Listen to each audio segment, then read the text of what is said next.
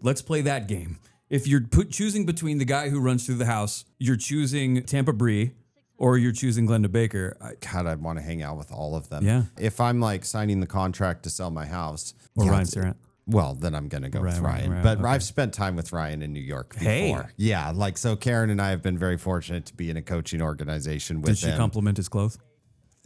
No, Okay. I think it was his height that she complimented. Oh, no! Because I'm short. Because you can change your clothes. I'm short. Oh, my God. And she was like, If my wife said, I like that guy's shoes, you should get those shoes.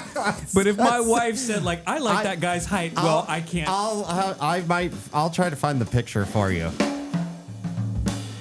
Yes. What you got, Lori? You're on, Lori. I got it. So this kind of started with, there's one social media account that we kind of laugh about in our office because she puts out some hysterical stuff. And her social media handle is Tampa Bree. Mm-hmm. She's out of Tampa, Florida. She has 380,000 followers on TikTok, over 500,000 followers on Instagram.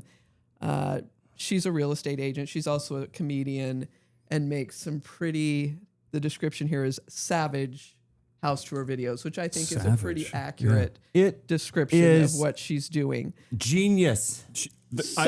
I didn't know whether we were going to agree or disagree on that. I think the woman is I have sent you the link to her most popular TikTok video, which has almost 300,000 likes. Like not like we're talking views. It's probably millions, I'm assuming, with that many likes. But she is okay. Now we're gonna talk about how this relates to real estate. But I'm just gonna say in general, she's a genius. Like her, we first started seeing these videos and I think that at first blush, like when you see it, you're like, oh my God, did she just say? I think as a realtor, you say, oh my God, did she just say that about a client's house?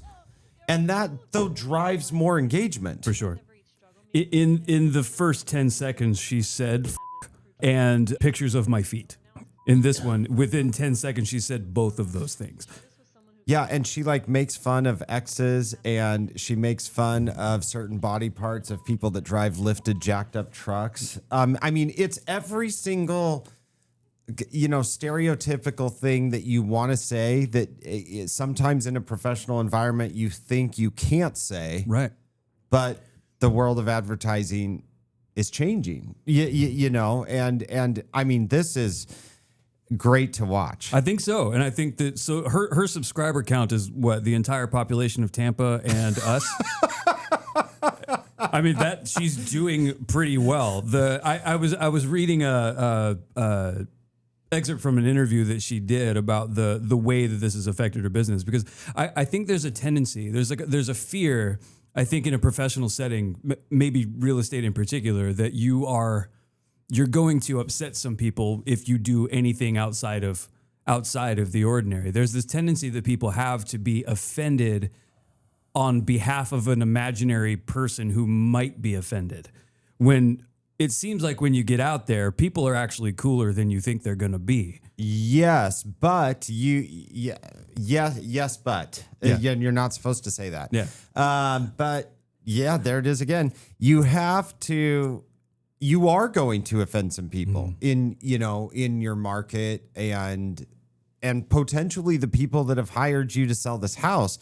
But I'm curious, you said I want to know more about this interview because I didn't see that. Or what did she say in that aspect of how has this affected her business? Because I want to talk a little bit about that today. She did say that she tries to be, she tries to not make fun of the house specifically. She tries to make fun of like tropes about people, like people with large trucks or people who ask her for photographs of her feet, things like that. But she's careful to not say anything negative about the house. And that's an obvious one. We can't be doing. I'm assuming not all of these are her listings. But when you say impacting her business, what is her business?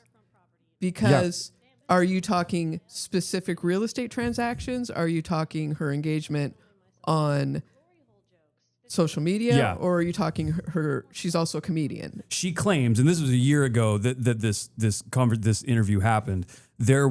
What she claimed was that the number of requests that she gets for business has led to her needing to just run her business by referring them out. That she's a Which lead farm.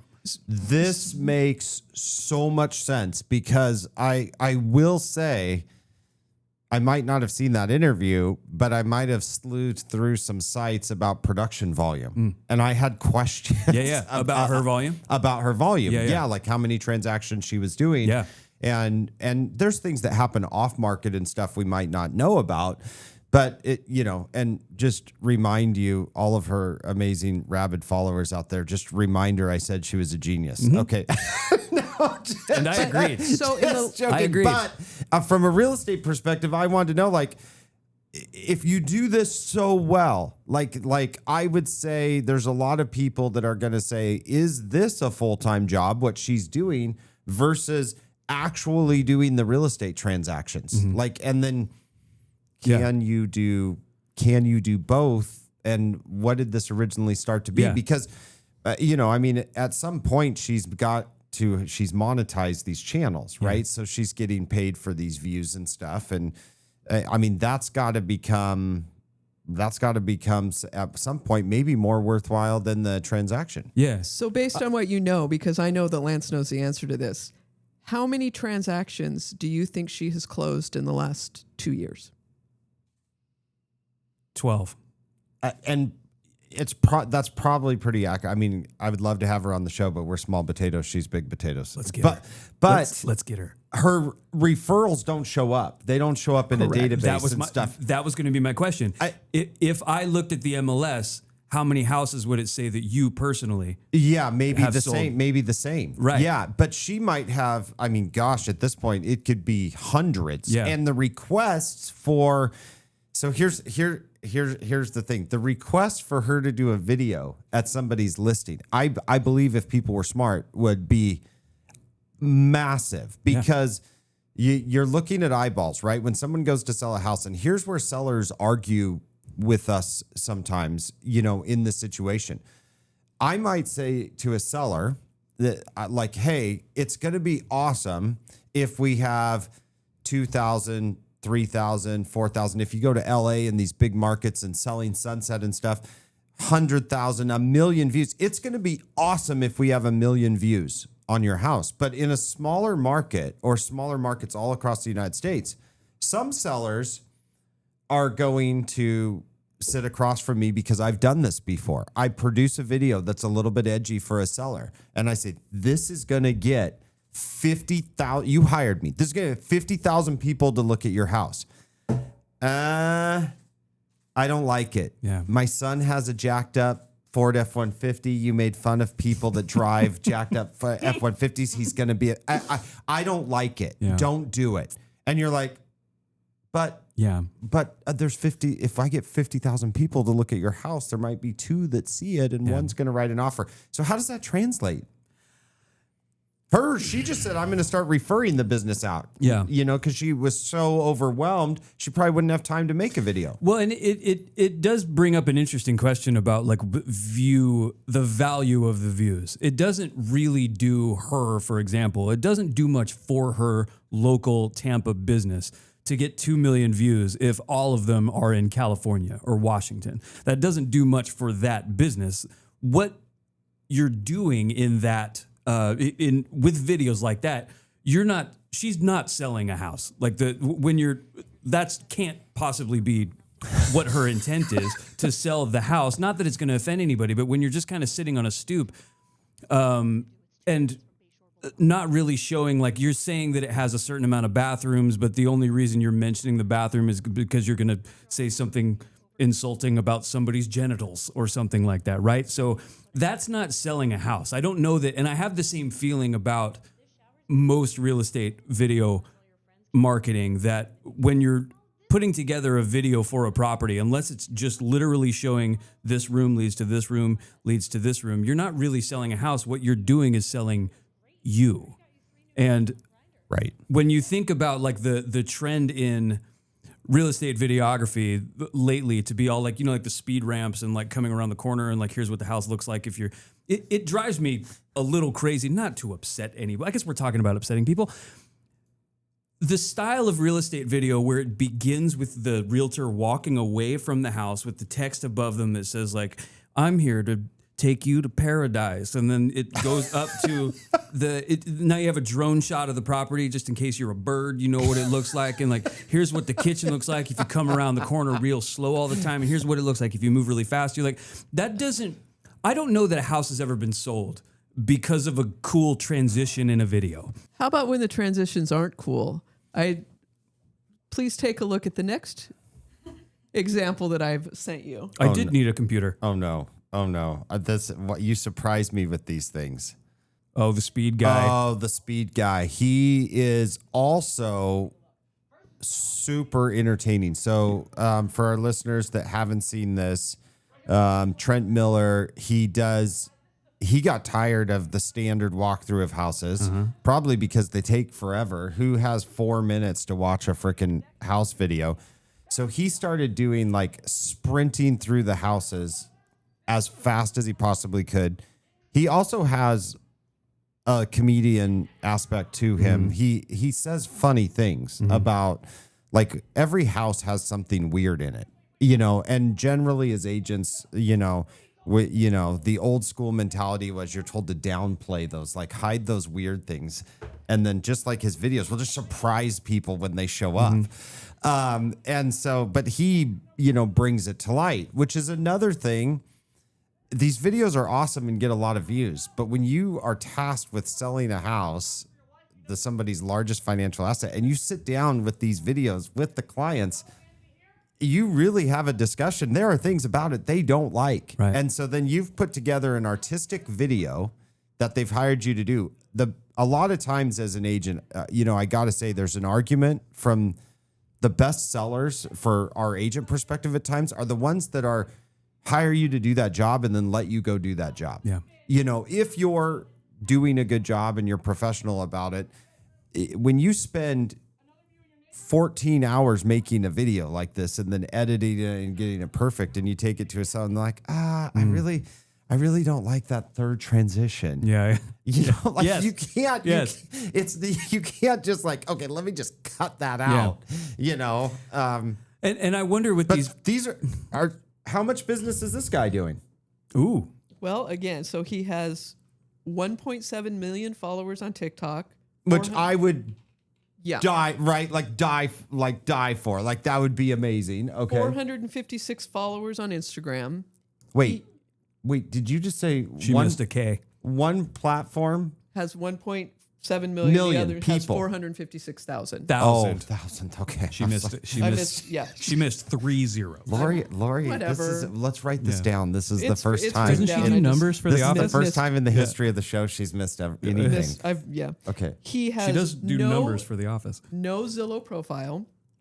But Why according- would you need a profile He's- on the biggest real estate? But according to Homes.com, again, he's had 2 closed sales in 2 years. Oh, Yeah. okay, right. So you got to look at this. And This is a different business. This yeah. is a different business, right? But if this guy called me and said, "Hey, I'm gonna come to Tri-Cities and do a speed tour on one," I would pay. Yeah. Like, so there's another Oh, that's business, fair. right? Like, I would say, that's awesome. Like, let's come to, you know, the area, make fun of me. Mm-hmm. Like, I'll do a speed tour that's awful. I mean, you don't even try to do this because it's such a unique style. And then, but yeah, so I would pay like Yeah. for him to come do one. So, you know, I mean, he has so many avenues to monetize. It raises that question up again though about like is the point of a reel like that, of a short form video like that, to actually move a house, or is it to actually help a seller? And like for example, if I were looking through this to show my wife this house or something, like I would pause the video at a certain point and say like, hey, what ceiling fan do you think that is? Right. You know what I mean? Like Right. is this window? So At what point does it stop selling the house and Sell the begin sell the person? And does it matter? There is a point, and I think that it is the combination of those two worlds, and that's always an issue with real estate, because like he can't come travel the country and just do speed. Like, I don't know how much he would make. I don't know how much I would pay, but so he can't do that. So you've got to find a happy medium in there. The article that kind of got us started on all of this is, there's a big real estate news publication called Inman News. A lot of agents subscribe to that. They were having an Inman Connect in San Diego conference where they get together, and a Compass agent, an LA agent, Andrew Jevin, wrote a post, and the headline caught my eye, and it was "Embrace the Cringe." He's also a life coach. This guy has 30,000 followers. And so I went through and just said, embrace the cringe. And what he was getting at in his coaching to agents is not everybody's going to make great videos like this. Not all of these videos are going to be edited. Even like, I'm very fortunate that we have an amazing editor here. And he said, but there is a thing called, and co-host too, not just editor, amazing co-host. Sorry there. I just wanted to get the titles correctly. In like 2 minutes. Okay. Yeah. And he said that all agents have to get over what they call cringe mountain. He calls it cringe mountain. Like, you have to just get over it and say, this is what I'm going to do. So his theory behind that is, this is what it means to be an agent. Yeah. I mean, there's roles you can play, you can team members, but somebody that you're hiring on that team or brokerage or that agent has to be involved with this type of media somehow. I mean, that's us like doing this show, right? Like, I mean, I like to help agents across the country and people that listen to this and coaching, but like, we also need to make sure that our sellers in our market have good exposure. Mm-hmm. And I mean, I had my cringe mountain moment. It took me a couple weeks to get over it. It's when you and I started doing a bunch of stuff together. You had some muscle memory built up from, years and years of speaking on the radio. You were no stranger to speaking into a microphone, and like you're very, very good at it. But you do need to there are a couple things you need to do. One of my favorite quotes I've ever heard about a celebrity, like a humorist, a funny person, was someone talking about Julia Louis-Dreyfus. And they said that their favorite thing about her and what her magic is that she's a beautiful woman who's not afraid to be ugly. She's not afraid to look like a fool. And that's part of the thing you have to get over, is like it's embarrassing to stand outside and like film yourself in front of a house while the neighbors go by and explain what you're doing. And and I mean, we make missteps on the show all the time. You come in here, you're like, I mean, it's such a different, the radio's one thing. Like, I had some muscle memory from speaking, but zero with video. Right. And I mean, you're like, gosh, what shirt am I going to wear today? Yeah. But then also just getting through some of that, letting people know your true self, like, how do you speak? What's your cadence? What do you feel about the market? It's a great way for the people in the market to get to know us I don't want to say for not a lot of money, because it's expensive and it takes time. Like, you have to invest a lot of time, but this is where the eyeballs are. Mm-hmm. And if you're going to sell a lot of houses, you got to get where those eyeballs are somehow, whatever your thing is. So I think now I want to show you this final video, and I think this will wrap up the point that Lance made perfectly. The very last video that I just sent you, and this is Ryan, is it Serhant? Yeah. He's a real estate broker, founder of Serhant. He has 3.2 million Instagram followers, 1.3 million TikTok followers. Franchising across the nation. Right, he's amazing closed. Marketer. So the most recent, there's not specific details about what he's personally brokered, but his business has closed almost 5,800 total transaction sides and generated $7.13 billion in total sales volume. And if you look, his most popular video that he has on both of his platforms is literally one of his employees just Giving him random objects. handing him random objects. This is when you think about the most ubiquitous commercials, like commercials that you remember. I think that maybe for people of our age, maybe they don't think about them anymore. I have no idea. But when you think about commercials that have stayed with you for a little while, some of the first ones I think of are Geico commercials. And Yeah. Geico commercials are not about insurance. They were about cavemen. And that had nothing to do with insurance, but I remember Geico. You know what I mean? Yeah. Like and so much of what people miss about marketing in real estate is when you make everything about the product that you sell, no one cares. Yep, correct. Right. The people behind it. Exactly. And in real estate, what you're trying to do is sell yourself to someone else. Yes. So be a person, like be a human being. And there's like this fear with it, not even just in this industry, but there's a fear in business. And that fear seems to be evaporating to a certain extent. But like there's this fear of being an authentic human being because of this idea Yep. that if you show who you really are, maybe it's a fear of rejection, but I think it's a fear of like, again, offending some imaginary person that And there may or may not be. Everything's going to offend everybody. I mean, you go It's fun. you go to Nextdoor.com, you go to Nextdoor, you go to Reddit. Yeah. You're probably not going to be in this business very long if you're trying not to offend everybody.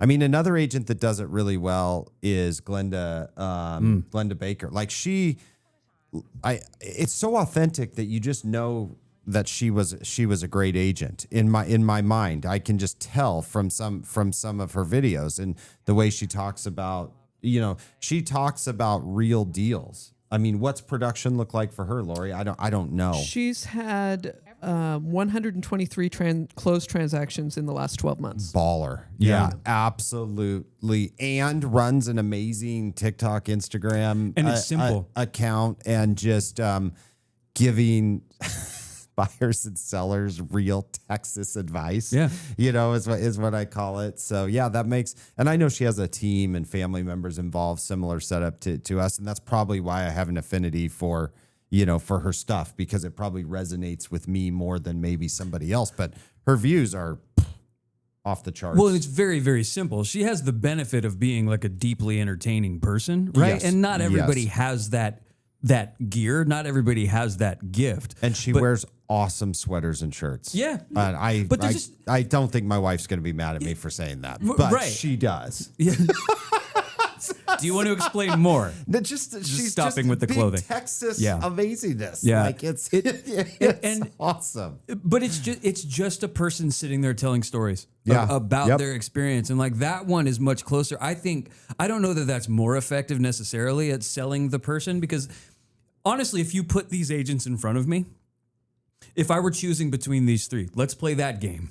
If you're choosing between the guy who runs through the house, you're choosing Tampa Bree, or you're choosing Glenda Baker, I think I know which one you're doing. Yeah, I mean, if I'm selling my house, I'd want to hang out with all of them. Yeah. But if I'm like signing the contract to sell my house, Or Yeah, Ryan Serrant. well, then I'm going to go with Right, Ryan. right, But okay. I've spent time with Ryan in New York before. Hey. Yeah, so Karen and I have been very fortunate to be in a coaching organization with Did she him. compliment his clothes? No, Okay. I think it was his height that she complimented. Oh, no! Because I'm short. can change your clothes. I'm short. Oh, my And God. she was like, If my wife said I like that guy's shoes, you should get those shoes. But if my wife said like I like that guy's height, well, I can't. I'll try to find the picture for you, because it's shot. He is a tall man, and he is a good looking man, and I can say that. So Yeah. there you go. Yeah. So. Okay. Well, real estate marketing, hire somebody that does a little bit of it. Yeah. If you're fortunate enough to meet these superstars, gain little nuggets of information from them, but embrace the cringe. I agree with that article, and thanks for writing it. I'm all in. Be a weirdo. Get out there. Film yourself on the street. Goodbye.